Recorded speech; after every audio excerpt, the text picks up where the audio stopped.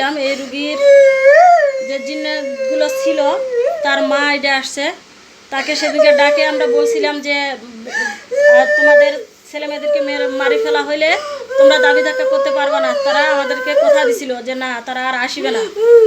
কিন্তু সন্তান নাই দেখে খারাপ লাগতেছে, এখন আবার রুগীর কাছে তারা চলে আসছে, তাদের কথা তারা রাখে নাই।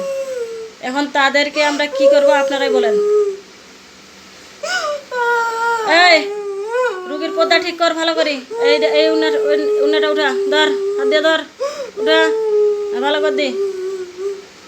চোখ খোলা, চোখ খোলা, চোখ খোলা, কান্দা বন্ধ কর। কি কারণে আলো তুই? তোর সোয়ালগুলা যে নাই এটা তুই জানি না যে তোর সোয়ালগুলা মারি ফেলা হবি? হ্যাঁ জানছিল? তারপরও তুই তুই তো ওই দিনটা কিছুই কর না, তুই করলি যে মুই আর দাবি ধাক্কা করিবে না আমার সোয়াল মারি ফেলাইলে, কারণ এরা মোর কথা শুনে না। তো তৈলে অবাধ্য সোয়াল আসলো, তাইলে তুই সেই অবাধ্য সোয়ালের মা তুই আসিয়ে মানুষের একটা সোয়ালক যে ডিস্টার্ব দিস কিরকম করি? হ্যাঁ কেনে তোর বয়স হয়ে গেছে না? তো তুই বেটা বয়স্ক একটা জিন, এই বিবেকটা তোর হয় না যে মানুষের গোড়া তুমি যাবে না? মশাল্লা যা গেছিল বিদায় ক্ষতি করছে, বিদায় মশাল্লা মারা হয়েছে। হ্যাঁ এটা তোর কি মাথা আসলো না? তোর স্বামী কি তোর নিষেধ করে নাই? হ্যাঁ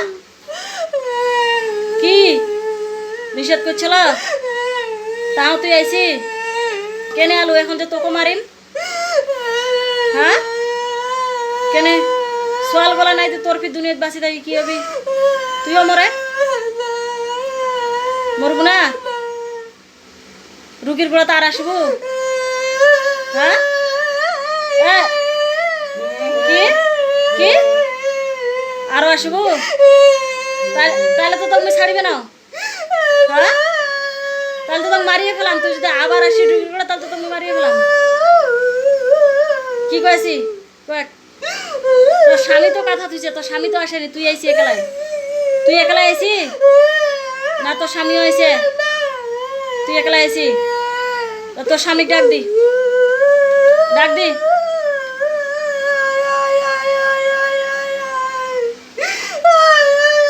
ভালো করে ডাক, ভালো করে ডাক। আসিয়া আসিয়া আমাকে সালাম দিবা বাবু।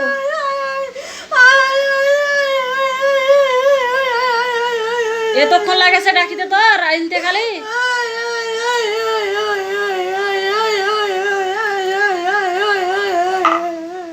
কি কইছে আসবে চাই না?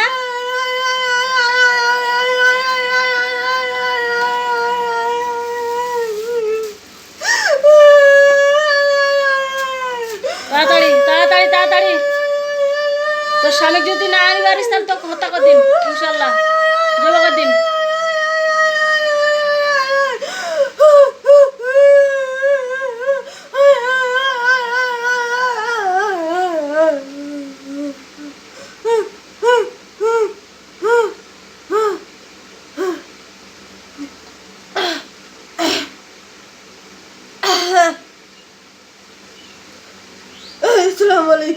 ওয়ালাইকুম আসসালাম।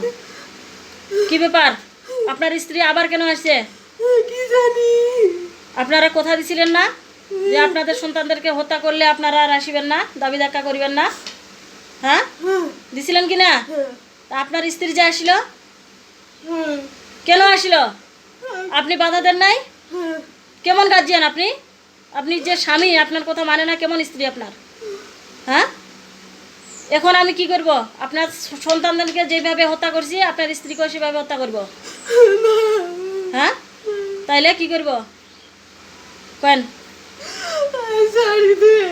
আজকে শাড়ি দিব, কালকে আবার আসবে আপনার স্ত্রী? আপনি বান্ধি রাখতে পারবেন? হ্যাঁ আপনি এবং আপনার স্ত্রী উভয় আর আসবেন না তো? আপনি কি আইছিলেন রোগীর কাছে? আপনার স্ত্রী একাই আইছে? তো আপনি নিষেধ করছিলেন, আপনার কথা শুনে নাই?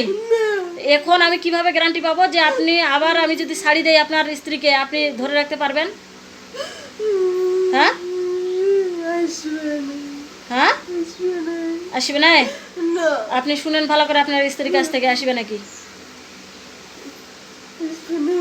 আসবে না? আমাকে যে বললো হ্যাঁ আসবে, আবার কি কি আসবে? হ্যাঁ আপনি আজকে আপনার স্ত্রীর দায়িত্ব নিচ্ছেন তো নাকি? সেদিনকে সন্তানদের দায়িত্ব নিতে চাননি, ঠিক আছে না?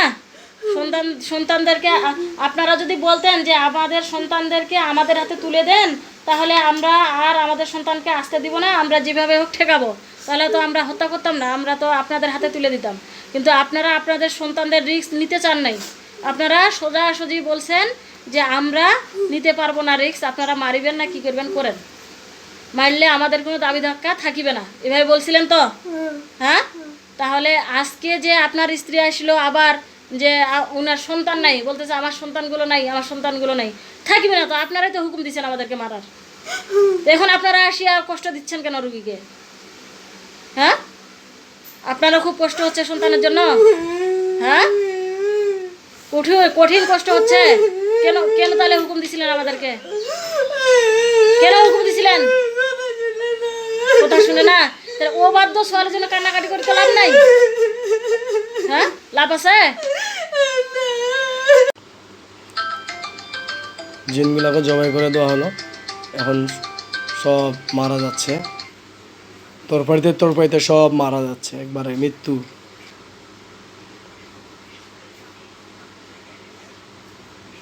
যুবক দিলে কি এটা জান তো সোজা যায়, জানটা যাচ্ছে আর কি, কুরবানি গুলার মতন শেষ। শেষ হয়ে গেছে।